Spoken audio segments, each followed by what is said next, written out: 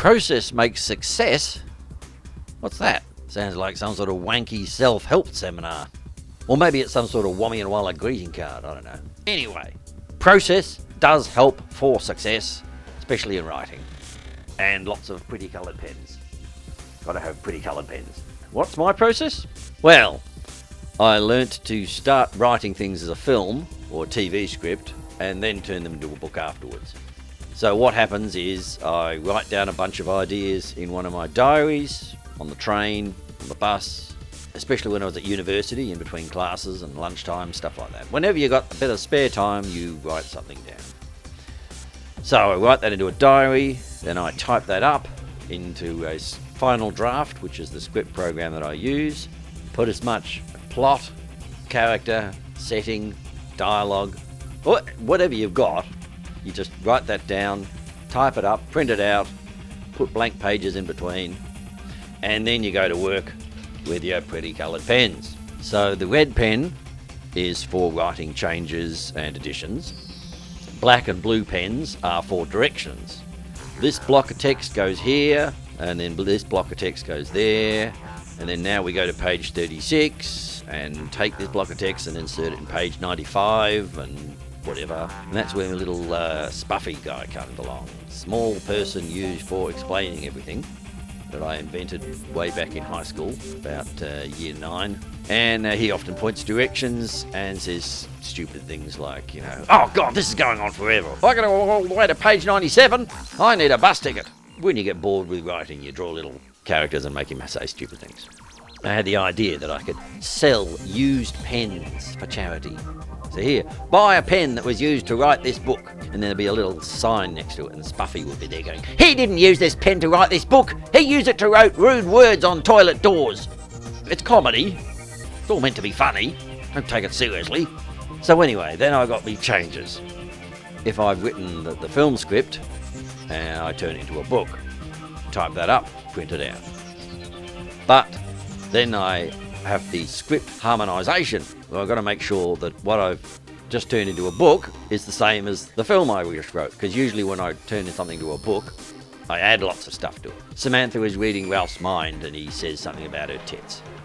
And so how's she going to react to that? Brian says something stupid, and how's Ralph and Bert going to react to that? So then I'm sort of improvising dialogue, which goes on and on and on, sometimes too much. Of all the times to remind me.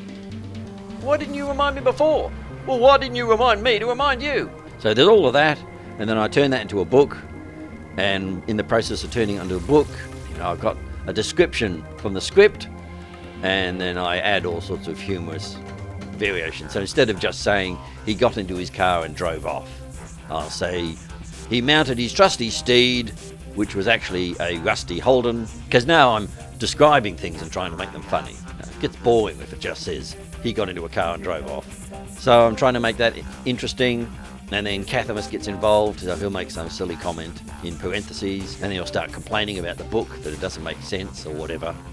I wouldn't want Ralph and Samantha to be tasked with saving the world from nuclear destruction. Their ability to fail miserably at regular intervals would no doubt see us all turned into blackened cinders.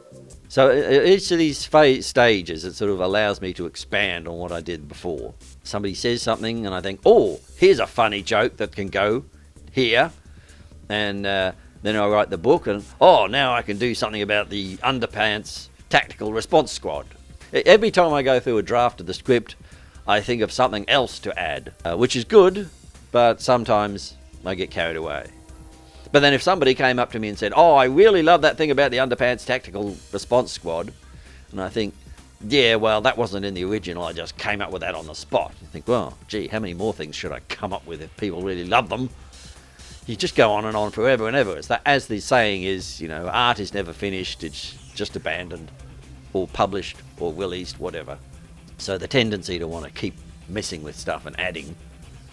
What I need to do is say, no, you put that joke somewhere else. You put that joke in the sequel. Sometimes I do that. I think, oh, I've got a brilliant idea, but no, let's put it in the sequel. We could even have a flashback from the sequel to a scene from the original, and then I could put that joke in there, something like that. So I've got the script, I'm turning it into a book. Then I adjust something, and I think, oh, well, I'm going to need my yellow pen to highlight that bit. because then I have to go back to the script and add that into the script.